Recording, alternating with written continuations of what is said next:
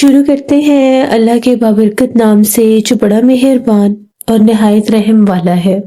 तमाम तारीफें मेरे अल्लाह रब्बुल इज़्ज़त के लिए हैं। खौफनाक कहानियों के मुअज़्ज़िज़ नाज़रीन को मेरी तरफ से अस्सलाम वालेकुम। उम्मीद करती हूँ आप सब लोग खैरियत से होंगे, जहाँ होंगे खुश होंगे और मेरे चैनल की खौफनाक कहानियों को बहुत पसंद भी करते होंगे। आज आप लोगों के लिए मैं बहुत डरावनी कहानी लाई हूँ जिसे आप लोग बहुत पसंद करेंगे। कहानी शुरू करने से पहले आयतुल कुर्सी पढ़ लें और हेडफोन्स लगा लीजिए, क्योंकि खौफनाक कहानी सुनने के बाद डर तो लगता है। सिलसिला शुरू करते हैं आज की खौफनाक कहानियों का। आज की पहली खौफनाक कहानी कराची पीपल्स कॉलोनी से नोमान शेयर कर रहे हैं। नोमान कहते हैं, हम लोग कराची पीपल्स कॉलोनी के रहने वाले हैं और आज आपके साथ वहाँ की एक गली की बहुत ही ज़्यादा डरावनी कहानी शेयर करूँगा। कराची पीपल्स कॉलोनी जैसे कि एक पुरानी जगह है, कदीम पुरानी कॉलोनी में उसको भी शुमार किया जाता है। तो वहाँ पर एक ऐसी गली है जिसमें बहुत ज़्यादा पुराने दौर के घर बने हुए हैं। कहा यह जाता है कि पार्टीशन से पहले के वहाँ पर घर मौजूद हैं। बहुत से ऐसे घर हैं जहाँ पर दूसरे मज़हब के लोग भी रहा करते थे, जिनमें हिंदू और सिखों के घर भी मौजूद हैं। उस दौर के पुराने घर मौजूद हैं। यहाँ तक कि वहाँ पर अंग्रेज़ों के भी कुछ बनाए हुए घर हैं। वो घर बहुत ज़्यादा पुराने और कदीम हैं। उनकी दरो दीवार, उनकी कंस्ट्रक्शन, उनके जो वहाँ पर खिड़कियाँ दरवाजे तक हैं, उनके भी डिज़ाइन, उनके भी स्टाइल बिल्कुल और हैं। उन दरो दीवार को देखकर ही महसूस होता है कि जिस तरह से ये आज के दौर के हैं ही नहीं। और वो घर जितने पुराने हैं, जितने कदीम हैं, उतने मजबूत भी हैं। कुछ घर तो वहाँ पर ऐसे भी हैं जो आबाद हैं, जहाँ पर कुछ लोग रहते भी हैं, बसते भी हैं। लेकिन कुछ घर ऐसे हैं जो बिल्कुल गैर आबाद हैं, जिनको ये कहकर गैर आबाद कर दिया गया है या छोड़ दिया गया है कि वहाँ पर कोई भी इंसान आबाद नहीं हो सकता। कहा यह जाता है कि उन घरों में जिन्नात का बसेरा है, उन घरों में जिन्नात का ठिकाना है। वहाँ पर ऐसे जिन्नात हैं जो इंसान की मौजूदगी को बिल्कुल भी बर्दाश्त नहीं करते। तो वहाँ पर हम लोगों के जिस गली में हमारा घर है, उसकी 2 गलियाँ छोड़कर एक आखिरी गली है पीपल्स कॉलोनी की। उसको कहते भी पीपल के दरख्त वाली गली है। वहाँ पर एक बहुत कदीम पुराना घर है जिसके आगे एक बहुत बड़ा पीपल का दरख्त भी मौजूद है। वहाँ पर उस दरख्त के पास बैठने की भी जगह बनी हुई है। उस जगह से बहुत से लोग जब भी गुजरते हैं रात को तो बहुत ज़्यादा डरते हैं। अक्सर हम लोग ये बातें सुना करते थे कि पीपल्स कॉलोनी की वो जो पीपल के दरख्त वाली पुरानी गली है, वो बहुत ज़्यादा आसेब सदा है। उस गली में जिन्नात है। वहाँ पर तो गिने चुने 2 से 3 मकान ही थे जिनमें लोग रहते थे, और वो लोग भी यही शिकायत करते थे कि रात के वक्त इस गली में बाहर नहीं निकला जा सकता। इस गली में जाना किसी मुसीबत से कम नहीं। रात को जो भी वहाँ से गुजरता उसके साथ कुछ ऐसे वाक़यात होते जो हकीकत से बिल्कुल हटकर होते। मेरा एक दोस्त था, वो मुझसे मिलने आ रहा था। उसने मुझे फ़ोन किया कि मैं तुम्हारे घर 11:30 पौने 12 बजे आऊँगा। मैंने उसे कहा कि ठीक है। मैं उसका इंतज़ार कर रहा था, ड्राइंग रूम में बैठा था। मुझे उसने नहीं बताया कि वो किस साइड से आ रहा है, ना ही मेरे ज़हन में था कि उस साइड से आएगा। वो कहीं उसी गली की तरफ से होकर आ रहा था। वो मुझे 11:30 पौने 12 का बोल कर 1:30 पौने 2 बज गए। मैं उसका इंतज़ार कर रहा था। मैं उसके मोबाइल पर बार बार कॉल्स करता तो उसका मोबाइल मुझे पावर्ड ऑफ मिलता। मैं बहुत ज़्यादा परेशान हो गया कि पता नहीं वो मुझे आने का कहकर कहाँ रह गया। जब मैं मायूस होकर उठकर सोने के लिए जाने लगा तो मेरे दरवाजे पर बेल बजी। मैंने जो ही जाकर गेट खोला तो मेरे दोस्त की हालत बहुत सा ख़राब थी। उसके बाल बिखरे हुए थे, वो कांप रहा था और ऐसे खड़ा था जैसे उसके साथ कोई बहुत बड़ा हादसा हुआ है। मैं उसे हिला जुला रहा था और पूछ रहा था, उमैर तुम्हें क्या हुआ है, लेकिन उससे बोला ही नहीं जा रहा था। मैंने जल्दी से ड्राइंग रूम का दरवाज़ा खोला, उसे ड्राइंग रूम में बिठाया और उससे वजह पूछने लगा कि तुम कहाँ थे, तुम्हारा कोई एक्सीडेंट तो नहीं हुआ। वो अभी भी सिर्फ और सिर्फ मेरे मुंह को देखता ही जा रहा था। बहुत ज़्यादा परेशान हाल था वो। फिर मैंने उसे बिठाया, उसको पानी वानी पिलाया, कुछ नॉर्मल करने की कोशिश की तो वो कहने लगा, तुम जानते हो मैं किस गली से होकर आ रहा हूँ? तो मैंने पूछा, किस गली से होकर आ रहे हो? पीपल के दरख्त वाली गली से। वहाँ पर मेरे साथ बहुत बुरा हुआ, पता नहीं मैं कैसे जिंदा बच गया। तो मैंने उसे कहा कि तुम उस गली में क्या लेने गए थे? तुम्हें मैंने मना किया है, हमेशा समझाया कि हमारे इलाके की वो गली बहुत ज़्यादा डरावनी और आसेब ज़्यादा मशहूर है। मगरिब के बाद उस गली से कोई भी नहीं गुजरता, कोई राहगुजर, कोई मोहल्लेदार, कोई भी जो तो उसके बारे में जानता है वो नहीं गुजरता। तो तुम उस गली में क्या लेने गए थे? तो उसका ये कहना है, जैसे ही मैं अपनी मोटरसाइकिल से आ रहा था तो मैंने सोचा कि इस गली से हो लेता हूँ। मेरे वहमो गुमान से भी निकल गया कि मेरे साथ कुछ होगा। यकीन मानो, जब मैं गली में दाखिल हुआ मुझे दीवारें इतनी काली लग रही थी, इतना गहरा अंधेरा महसूस हो रहा था। मेरी मोटरसाइकिल की पूरी लाइट जल रही थी। तभी जैसे ही मैं उस दरख्त के करीब आया तो मुझे ऐसे लगा कोई काले रंग का कपड़ा है, बहुत बड़ा पर्दा सा, उस दरख्त के ऊपर से मेरे ऊपर आकर गिर गया। जैसे वो मेरे ऊपर गिरा मैं मोटरसाइकिल को संभाल ही नहीं सका। मुझे ऐसे लगा जैसे मैं टकरा कर किसी चीज से गिरा हूं। मुझे बहुत सख्त तकलीफ हो रही थी, मुझे कुछ दिखाई नहीं दे रहा था, सिर्फ गुप अंधेरा था। उस गुप अंधेरे की वजह से मुझे ऐसा लगा मेरे पास कोई औरत बैठी है। वो बहुत रौनी आवाजों में रो रही थी। उसने ये मेरा हाथ पकड़ा हुआ था। जैसे वो मेरा हाथ छोड़ ही नहीं रही थी, मैं चिल्लाने की कोशिश कर रहा था, लेकिन जब मैं बाइक से गिरा मुझे बहुत गहरी चोट लगी थी सर के ऊपर। जैसे इसने मेरा हाथ पकड़ा, जैसे मेरे ऊपर नींद बेहोशी सी तारी हो गई। एक बहुत गंदी बदबू मेरे आसपास फैली और मुझे ऐसा लगा जैसे मैं अपने होशो आवाज खो बैठा, मैं बेहोश हो गया। पता नहीं मैं वहां पर कितनी देर बेहोश रहा। जब मेरी आंख खुली तो पूरी गली अंधेरे में डूबी हुई थी। एक डिम से बल्ब की रोशनी मुझे अपने बाइक पर नजर आई। कोने में एक बल्ब जल रहा था। मैंने जल्दी से अपना मोटरसाइकिल उठाया, मोटरसाइकिल स्टार्ट किया। चारों तरफ कोई भी नहीं था, जिस तरफ वो बल्ब जल रहा था उसके कोने में एक काला लिबास पहने कोई औरत खड़ी थी जिसने बुर्का पहना हुआ था। वो इतना बुलंद सांस ले रही थी कि जैसे कोई घुर्रा रहा हो।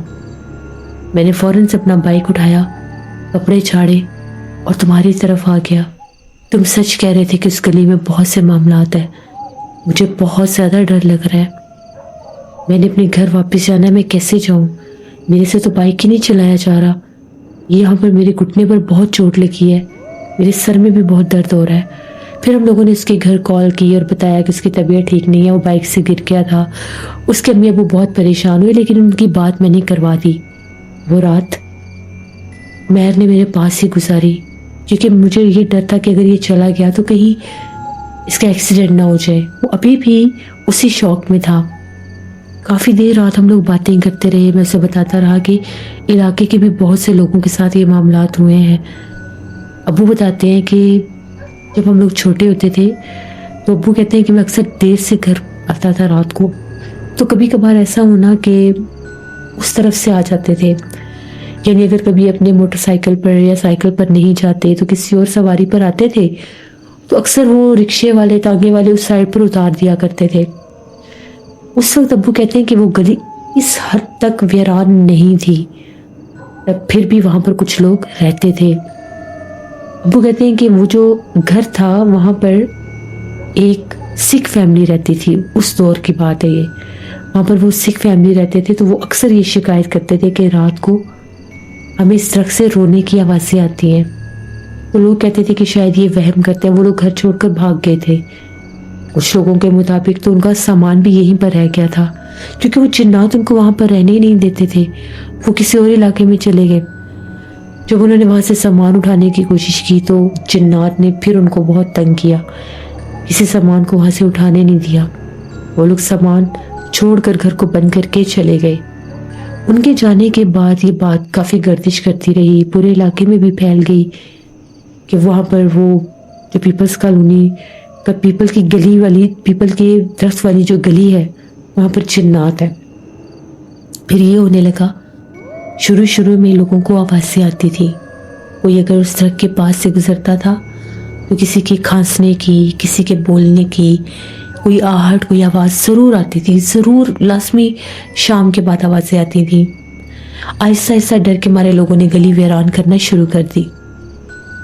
फिर ऐसा होने लगा कि जैसे कुछ लोगों ने वहाँ पर कचरा फेंकना शुरू कर दिया। घर खाली हो गया, ट्रक की जगह वीरान हो गई, वहाँ पर कचरा फेंकना शुरू कर दिया। जब कचरा फेंकना शुरू किया तो वहाँ पर वाज़े तौर पर जिन्नात ने अपना आप जाहिर करना शुरू कर दिया।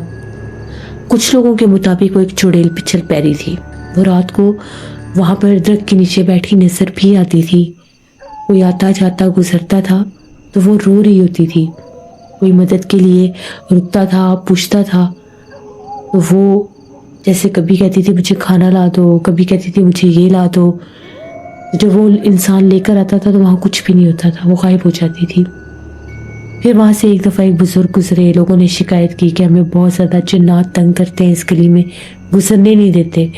तो उन्होंने कहा था कि यहाँ से ये कचरा कुंडी ख़त्म कर दो, इस कचरे की वजह से जिन्नात ज़्यादा तंग हो रहे हैं, क्योंकि यहाँ पर नापाक जिन्नात हैं। फिर उस जगह को तुम लोग गंदा करते हो, आते हो, यहाँ से वो जिन्नात अपना आप और जाहिर करते हैं, क्योंकि उनकी और जो उनकी नेगेटिविटी है, जो उनकी नेगेटिव पावर्स हैं वो और बढ़ रही है।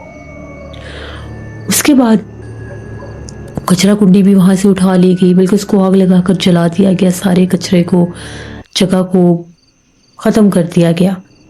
अभी भी वो दरख्त आसिफज़दा ही था। वहाँ से ऐसे ही आवाज़ें आती थी। फिर ये होने लग गया कि इस गली में जो घर थे, वो लोग कहते हैं कि हम लोगों को रात को आवाज़ें आती हैं। जैसे आधी रात का टाइम होता है तो ऐसे लगता है कि जिस तरह से कोई औरत है वो गली में रोती है, कभी कभार आकर दरवाजे पर दस्तक देती है, रात के पिछले पहर में खाना मांगती है, कभी पानी मांगती है, कभी दूध मांगती है। पूरी गली में इसकी आवाज़ें गूंजती हैं। लोग डरने लग गए। एक घर की एक फैमिली थी तो उन लोगों ने उसे एक आम औरत समझ लिया और उसे खाना दे दिया। जैसे वो खाना दिया, वो खाना लेकर चली गई तो उनके घर की एक बेटी आज सेबज़दा हो गई थी। उसे दौरे पड़ने लग गए थे। उसे जिन्नात, खौफनाक मखलूक़ात हर जगह पर नजर आने लग गई थी। फिर उस लड़की का बहुत इलाज करवाया गया। पता चला कि इसके ऊपर आज सेब आ गया। वो लोग भी वहाँ से घर छोड़कर चले गए। आज आकर 3 से 4 घर बचे उस गली में। अबू हमें ये बातें बताते थे। यहाँ के इलाके के लोगों के साथ भी बहुत से मामला होते हैं। जो भी उस गली से गुजरता है, पीपल के दरख्त वाली गली से, उसके साथ कुछ ना कुछ जरूर होता है। लोग कहते हैं कि वो है ही जिन्नात की जगह, उन घरों में जिन्नात है। कुछ पुराने लोग ये भी कहते हैं कि वहां पर एक घर था जहाँ पर कुछ जादूगर था। पुराने दौर में ना कुछ जादूगर था तो उसने वहां पर बहुत चिल्ले किए थे। उन चिल्लों की वजह से वहां पर जिन्नात और भूत प्रेत आ गए। यहाँ तक कि कुछ लोग ये कहते थे कि उस ट्रक के ऊपर बहुत से धागे, बहुत से जैसे काले रंग के कपड़े, उनके साथ कुछ अमलियात की चीज़ें बांधी होती थी। वो जादूगर बांधकर अमलियात करता था। और जब अमावस की रातें होती थी तो वहाँ पर अंधेरे में जब गली डूब जाती थी तो उस ट्रक के ऊपर आसपास जैसे आग के शोले दिखाई देते थे, जैसे हवा में छोटे छोटे आग के शोले उड़ते हैं। ये अबू बताते हैं कि उस दौर में हर जगह पर ये मशहूर था कि वो जादूगर वहाँ पर है, तो उसने कुछ जादू के अमलियात करके इस ट्रक के ऊपर जिन्नात को बुलाया हुआ है। क्योंकि कई बार लोगों ने उसको आधी रात को उस ट्रक के आसपास जादू करते भी देखा था। वो बहुत अजीबोगरीब तावीज़ात और पता नहीं क्या क्या वहाँ पर बैठकर जलाता था, दरख्त के ऊपर उनको लगाता भी था। फिर वो दरख्त इतना सेबज़दा हो गया कि उसने पूरी गली वीरान कर दी। कुछ लोगों के मुताबिक कि वो जादूगर अपने ज़हनी तवाज़ुन खो बैठा था और वहाँ से भाग गया था। कुछ लोगों के मुताबिक कि जिन्नात ने उसको मार दिया था, लेकिन कोई इस जादूगर के बारे में नहीं जानता। उसका घर उसी दौर में खाली हो गया था। इसके बाद उसका घर आबाद हुआ ही नहीं। तो उसके बाद फिर वो गली आज तक आज सेबज़दा है। कभी किसी ने ये कोशिश भी नहीं की कि वहाँ पर किसी को लेकर जाए, वहाँ पर कोई जाए और वहाँ पर जैसे कोई पढ़ाई करे, कोई साहिब इल्म हो, ताकि वहाँ से उन मखलूक को निकाला जा सके या उनको कहीं कैद किया जा सके। एक गुजरने वाले रास्ते को उन मखलूकात ने बहुत ज़्यादा जैसे असेब ज़दा कर दिया था। ऐसे हम लोग बातें करते रहे तो चौकीदार की विसल सुनाई दी, जैसे चौकीदार पहरा दे रहा है और उसकी सीटी की आवाज़ आ रही है। चौकीदार तो गुजर गया। उस टाइम हो रहा था 2:45 का। हम लोग बातें कर रहे थे, ड्राइंग रूम में ही दोनों सो रहे थे। वहाँ पर एक सोफ़ा था, एक सिंगल बेड था। मैं सोफे पर लेट कर उसे मैंने सिंगल बेड दे दिया। अब ऐसी बातें हम लोग जिन्नात के टॉपिक पर बातें कर रहे थे तो एकदम से ऐसा लगा जैसे हमारी गली में कोई औरत रो रही है। ये आज से पहले जिंदगी में कभी नहीं हुआ। मैं कई बार उस ड्राइंग रूम में अकेला सोता था। मैं कई बार अपने घर से निकलकर आधी रात को भी शॉप पर चला जाता था या कुछ चीज़ लानी होती थी तो कोई टाइम लिमिट नहीं थी, मैं निकल कर ले आता था। कभी हमारी गली में कोई ऐसी आवाज़ नहीं आई थी। लेकिन आज की रात किसी औरत के रोने की आवाज़ आई। उमैर ने भी सुनी, उठकर बैठ गया। कहता ये आवाज़ कहाँ से आ रही है? मैंने भी आवाज़ सुनी। मैंने से कहा कि भाई दरवाज़ा तो नहीं खोलना, ऐसा ना हो कि कोई चीज़ पीछे लग जाए। अब क्या करें? कहता है कि आवाज़ तो बहुत ज़्यादा पास से आ रही है। ऐसे लग रहा था जैसे कोई बहुत करीब है, बाहर घर के आसपास है। हम लोगों ने आयतल कुर्सी पढ़ना शुरू कर दी। वो जो भी मखलूक थी वो हमारे घर तक भी आई। उसने दरवाजे पर दस्तक नहीं दी, लेकिन ऐसी आवाज़ आ रही थी जैसे बाहर खड़ा होकर कोई, ड्राइंग रूम का जो दरवाज़ा था लकड़ी का था और उसकी वजह से कोई तेज़ शार्प जैसे कोई छुरी वगैरह होती है, ऐसे कुछ लोहे की चीज़ होती है, उससे जैसे कोई छील रहा है उसको, जैसे कोई पंजे मारता है किसी चीज़ के ऊपर। हम लोग बहुत ज़्यादा डर गए थे। तकरीबन 5-6 मिनट ये काम हुआ। उसके बाद जैसे वो आवाज़ें दूर चली गई और ऐसा लगा कि वो वहाँ से चली गई है। वो रात हमने बहुत मुश्किल से गुजारी, डर डर के, यहाँ तक कि आँख लगती थी खौफ से फिर खुल जाती थी। सुबह जब हम लोग उठे, बाहर जाकर देखा तो पूरा दरवाज़ा छीला पड़ा था। ऐसे निशान थे जैसे कोई बड़े गुस्से से इसके ऊपर अपने पंजे मार रहा था। अब्बू को दिखाए, घर वालों को दिखाए, सब बड़े डरे परेशान हुए। मेरा दोस्त वापस अपने घर चला गया। अब्बू कहते कि उसने बहुत बड़ी गलती की जो इतनी रात को उस गली में से आया और फिर वो मखलूक जैसे उसके ऊपर हमलावर होने की उसने कोशिश की, उसका हाथ भी पकड़ा। वो काला पर्दा नुमा जो वो बात बताता है वो उसका वजूद है। वो कभी किसी रूप में नजर आती है, कभी किसी रूप में नजर आती है। उस इलाके का जो चौकीदार था वो बहुत ज्यादा डरता था बेचारा। पहले तो उसे पता ही नहीं था कि यहाँ पर कुछ ऐसे मामलात है या नहीं है। जो पुराना चौकीदार था, जब वो जगह छोड़ कर गया तो उसने बताया ही नहीं उसने चौकीदार को कि यहाँ पर ये मामलात है। तो वो बताते हैं कि वो चौकीदार जो है तकरीबन 15 दिन उसने सिर्फ पहरा दिया था, फिर वो भी भाग गया था। उसका ये कहना है कि जो ही रात का टाइम होता है, तकरीबन आधी रात का टाइम होता है, तो मैं जब पहरा देकर उस गली की तरफ जाता हूँ तो जब उस गली में मैं दाखिल होता हूँ तो एकदम से जैसे बहुत से घरों की लाइट बुझ जाती है। मुझे ये चीज़ बड़ा डिस्टर्ब करती है कि जब मैं इस गली में ही आता हूँ तो ये घरों की लाइट क्यों बुझ जाती है। उन घरों के पास से जब मैं गुजरता हूँ तो उन पर ताले लगे होते हैं। फिर जैसे वो दरख्त वाला मकान शुरू होता है वैसे लगता है कि उसके बाहर तो ताला लगा, अंदर घर में वो इन बंद दरवाजों पर दस्तक दे रहा है। चौकीदार कहता है मैंने 3 से 4 बार वही जो पीपल के दरख्त वाला घर था उसके दरवाजे पर दस्तक सुनी। मैं खड़ा हो गया, कान लगाकर सुनने की कोशिश की कि चोर वगैरह ना हो। जैसे भी कान लगाकर सुन रहा था तो एकदम ऐसा लगा कि जैसे पीछे से कोई आया है, उसने मेरे कंधे के ऊपर हाथ रखा है। बहुत भारी हाथ था। चौकीदार डर गया। जब पलट कर देखा तो पीछे कोई भी नहीं था, सिर्फ वही मोहल्ले में 1-2 घरों के आगे जो लाइट चल रही होती है, बाकी पूरी गली वो अंधेरे में डूबी रहती थी। चौकीदार कहता उसके बाद जब मैं आगे की तरफ बढ़ने लगा तो मुझे ऐसा लगा मेरे पीछे पीछे कोई मेरे साथ साथ चल रहा है। जो भी मखलूक थी औरत के रूप में थी, काला सा बुर्का पहना हुआ था। मैंने पलट कर देखा तो वो मुझे बैठी हुई उसी दरख्त के नीचे नजर आई। थोड़ी देर के बाद जब मैं आगे बढ़ने लगा, आगे जाने लगा तो ऐसा लगा मेरे पीछे पीछे कोई चल रहा है। मेरे पीछे मेरे साथ तक वो चल कर आई। वो इतना खौफनाक एहसास था कि ऐसे लग रहा था जैसे पता नहीं वो क्या है, बर्दाश्त ही नहीं हो रही थी वो चीज़। पलट कर देखता था तो दरख्त के नीचे बैठी होती थी, चलता था तो ऐसा लगता था मेरी सांस साथ चल रही है, मेरे कदमों के अलावा कदमों की आहट होती थी। चौकीदार बहुत ज़्यादा डर गया, वो सीधा मस्जिद की तरफ निकल गया। होता था कि जैसे मस्जिद की हदूद शुरू हुई, आवाज़ें आना बंद हो गई। वो फिर मस्जिद के पास थोड़ी देर बैठा रहा। कहता कि जब मेरे सारा जैसे मैं होश में आया, मेरा वो कैफियत बदली खौफ वाली, तो फिर मैं उठकर मैंने बाकी इलाके में पहरा दिया और वो चौकीदार चला गया। उस चौकीदार ने फिर सबको बताया कि उस गली में बहुत सख्त असरात हैं, जिन्नात हैं।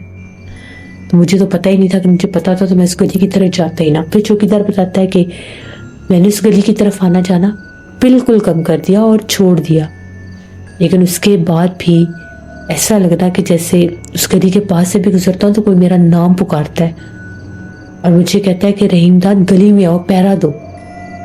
मेरी आवाज़ें भी ऐसे थी जैसे कोई औरत है दूर गली के दरमियान में खड़ी कुछ चिल्ला रही है। उस गली में वो एक घर तो मखसूस था जिसके आगे वो मध्यम सी रोशनी चल रही होती थी। घर खाली था, दिन के वक्त तो लाइट बुझ जाती थी, रात को चल रही होती थी। वहां से बहुत ज्यादा औरत की आवाजें सुनाई देती थी। जो भी गली से गुजरता उसे ऐसा लगता जैसे किसी घर में कोई बहुत ऊंची आवाज में औरत बोल रही है, लड़ रही है किसी से। कभी गुजरना तो रोने की आवाज से आना। फिर चौकीदार ने बिल्कुल शीशे की तरफ आना जाना छोड़ दिया। ये बातें जब अबू ने बताई हमारे रोंगटे खड़े हो गए, सुनकर ही डर लगने लग गया। इसी तरह से मेरा दोस्त तो चला गया। मैं भी 3-4 दिन नॉर्मल रहा, मैं भी उस तरफ गया ही नहीं, घर से बहुत कम बाहर निकला। करते कराते इसी तरह से एक रात की बात है, बहुत तेज तूफानी बारिश हो रही थी। तो मैं अपने काम से वापस आ रहा था, मेरे पास ना मोटरसाइकिल था ना साइकिल था।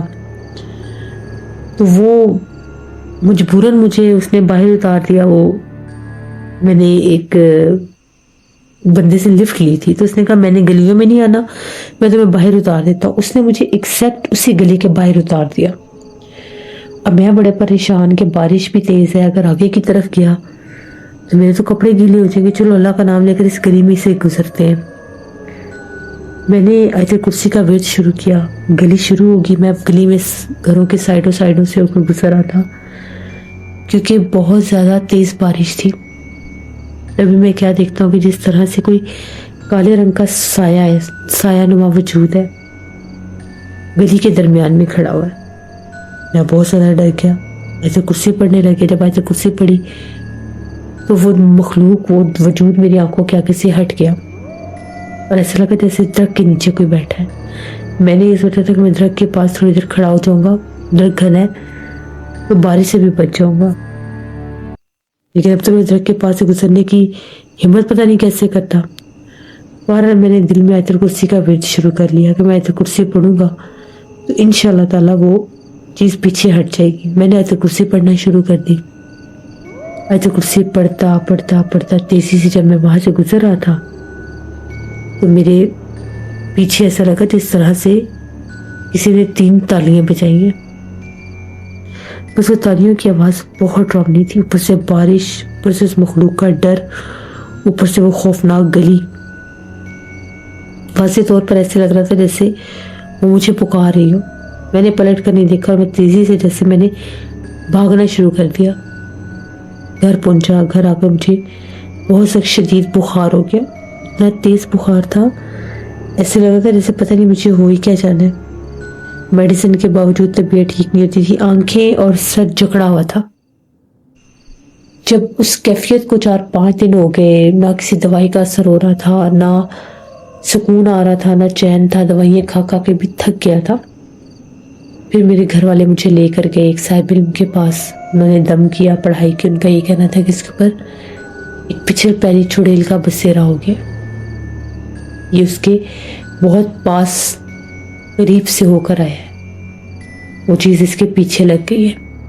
ये सुनकर मैं तो बहुत ज़्यादा डर गया कि अब मैं क्या करूँ। बहरहाल उन्होंने कहा कि मैं हिफाजत का तावीज़ दूंगा, इसके गले में तावीज़ पहनाए, इंशाल्लाह अल्लाह बेहतर करेगा।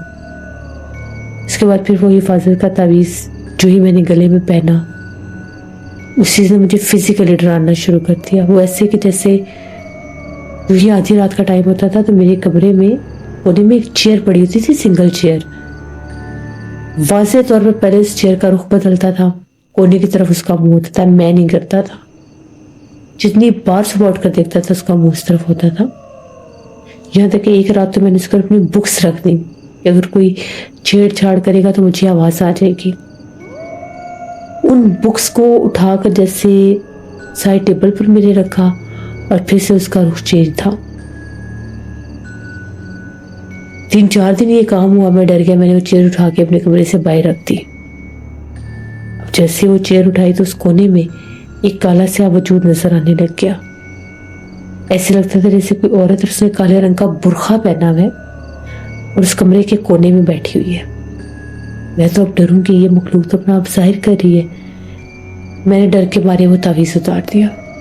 बस वो तावीज़ उतारने की देर थी, वो चीज़ मेरे ऊपर हावी हो गई। उसने मुझे बहुत नुकसान दिया। मैं ऐसे लगता था जैसे मेरा ज़हनी तवाज़ुन पलट गया।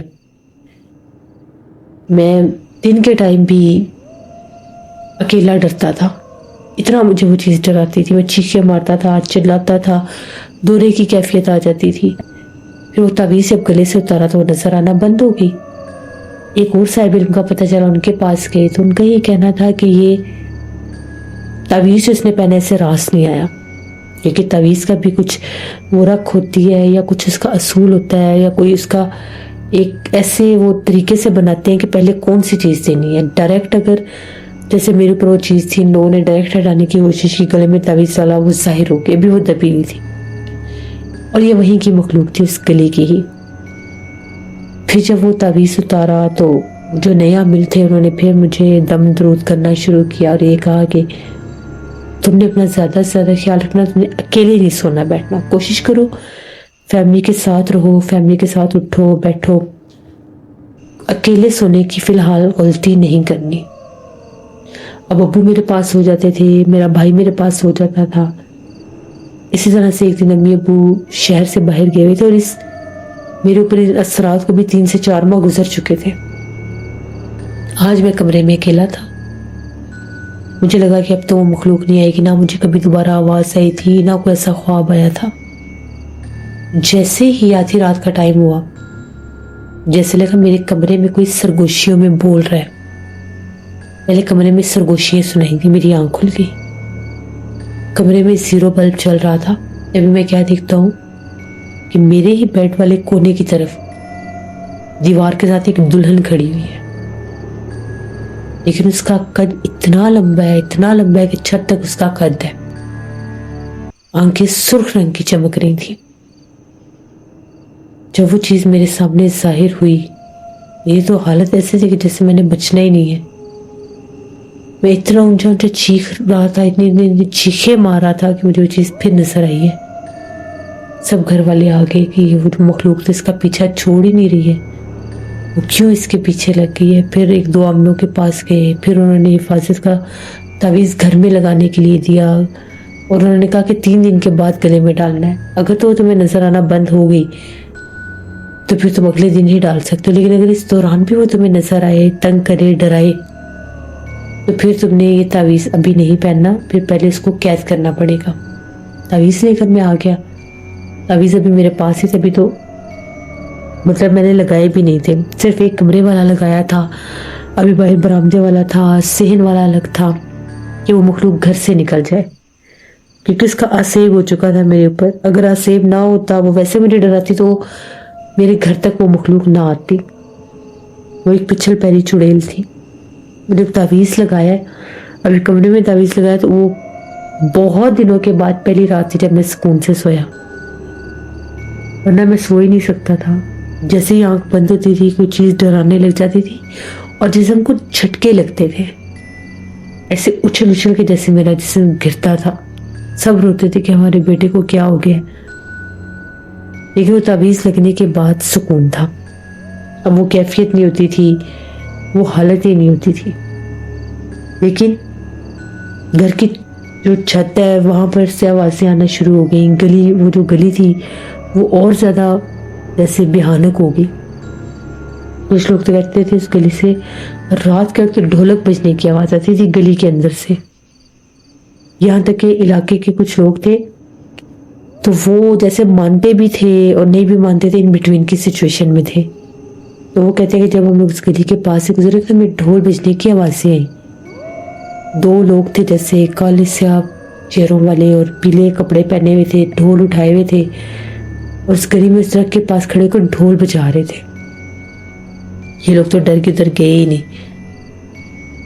मेरे साथ वो मखलूक पता नहीं मेरे पीछे क्यों लग गई थी, क्यों उसने मेरे ऊपर हमला किया, मैं नहीं जानता। मैं तो डर के मारे इस गली की तरफ से आता जाता ही नहीं था। लेकिन फिर भी जो मुसीबत इंसान पर आनी हो बता कर नहीं आती। जब हमारे घर में हिफाजत के तावीज़ लगे, अल्लाह का शुक्र, उसके बाद वो मखलूक हमारे घर में नजर नहीं आई, वरना उसकी आवाज़ और वो बाकायदा हमारे घर में दाखिल हो चुकी थी। तो जिन आमिर ने तावीज़ात दिए थे वो आए, उन्होंने हमारे घर को देखा, पढ़ाई की, तो उनका ये कहना था कि अब यहाँ पर कोई ऐसी मखलूक नहीं है, वरना पिछल पैरी चुड़ैल बड़ी सख्त इस लड़के के ऊपर हमला करना चाहती थी। क्योंकि कुछ लोग ऐसे थे जिन पर जिन्नात बहुत ज़्यादा हमला करते हैं। उसके बाद मैं उस गली की तरफ कभी भी नहीं गया, मुझे सख्ती से मना कर दिया गया कि उस गली की तरफ तो जाना ही नहीं है। अल्लाह का शुक्र था फिर हमारे घर से भी वो मखलूक निकल गई।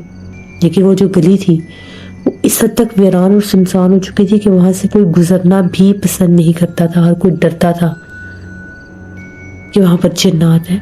और अब वक्त के साथ साथ वो मखलूक बैठी नजर आती थी। पास से गुजरने वाला बंदा गुजर ही नहीं सकता था। वो पुकारती थी, आवाजें देती थी और कहते थे उसका बसेरा उसी घर में है जहां से वो पूरी फैमिली सामान समेत छोड़कर निकली थी। उसी के आगे तो वो दरख्त था। गली में इतना बड़ा दरख्त और उसके आसपास बैठने की जगह, बड़ा पुरसरार वो दरख्त था। दिन के वक्त भी इस दरख्त को देखकर डर लगता था। इतनी वो जगह वीरान थी, वो गली इतनी वीरान और सुनसान थी, ऐसे लगता था नाउज़ बिल्लाह ये जैसे शहर का या उस मोहल्ले का हिस्सा है ही नहीं। इस हद तक वहां पर जिन्नात थे। मेरा एक दोस्त था, हसनात उसका नाम था, तो वो एक दफ़ा रात के 1:30 बजे उस गली की तरफ आ रहा था। तो वो कहता है मुझे गाय के बोलने की आवाज़ें आ रही थी, जैसे कोई गाय बोल रही है। तो मैं क्या देखता हूँ कि उसी वो जो दरख्त था, पीपल का दरख्त, उसकी पास एक जगह थी, खुली सी प्लॉट टाइप जगह थी। वहाँ पर एक काली स्याह गाय खड़ी थी, बहुत काली गाय थी। एकदम से जैसे वो गाय बाहर निकली, आवाज़ पैरों की वही थी, लेकिन उसने एक औरत का रूप ले लिया, और वो भी काले स्याह चेहरे वाली खौफनाक औरत थी। बेचारा इतना डरा, इतने दिन वो बीमार रहा, उसके दिल दिमाग से वो खौफ ही नहीं जाता था। बड़ा अरसा उसका इलाज हुआ था, वो ठीक हुआ। तो ये पीपल्स कॉलोनी की इस गली की कहानी थी जहाँ पर इतनी सख्त वो मखलूक थी, वो भारी मखलूक थी। या वो जादूगर ने वहां पर उसको कैद किया था, या उसने बुलाया था, या जादूगर को पता था कि यहाँ पर कोई मखलूक है, वो उसको कैद करना चाहता था। क्योंकि जो जादूगर के हालात हुए, वो इलाका छोड़कर भाग गया। जिन्नात ने इस हद तक उसे डराया और नुकसान पहुंचाने की कोशिश की। फिर मैं तो दोबारा उस गली की तरफ नहीं जाता था, क्योंकि मेरे साथ जो कुछ हुआ था, जो मैंने देखा और सहा था, कैसे वो मखलूक मुझे नजर आने लग गई थी, मेरे ऊपर हावी होने लग गई थी, मैं तो हर वक्त अल्लाह से रहम मांगता था कि मुझे अल्लाह इस मुसीबत से बचा दे। तो इतनी वो गली खौफनाक थी कि वहां पर आम थी ये आवाज़ें, जैसे रात के वक्त बच्चों के रोने की, बच्चों के खेलने की, हंसने की। और खाली गली से नजर सिर्फ वो एक ही औरत आती थी, वो मखलूक एक ही औरत के रूप में नजर आती थी, जो दरख्त के नीचे बैठी होती थी और सिसकियों में रो रही होती थी। अल्लाह माफ करे, वो बहुत ज्यादा खौफनाक मंजर बन जाता था। उधर से रोने की आवाज़ें, उधर पुराना कदीम दरख्त, उस पर वो एक लालटेन जो थी। बहुत से लोगों ने इस लालटेन को उतारने की कोशिश की, तो वो कहते हैं कि हम जब भी उतारने की कोशिश करते हैं हमारे कंधे भारी हो जाते हैं और बाजू भारी हो जाते हैं, जैसे किसी ने इनके ऊपर बहुत भारी पत्थर रख दिए हो। तो वो फिर माफ़ी मांग कर वहाँ पर लालटेन को छोड़कर भाग जाते थे। बहुत से इलाके के जैसे शरारती बच्चे, लड़के होते हैं, उस तरह के ऊपर पत्थर मारते थे आके। तो जब वो पत्थर मारकर जाते थे शाम को, फिर वो जो कभी किसी के साथ कुछ हो जाता था तो कभी किसी के साथ, फिर इतना डर बैठा कि वो बच्चे और लड़के उस गली का रुख भी नहीं करते थे। तो ये वहाँ की उस खौफनाक गली के कुछ किस्से थे जो लोगों के साथ हुए, जो मेरे साथ हुआ, जो मेरे दोस्त के साथ हुआ।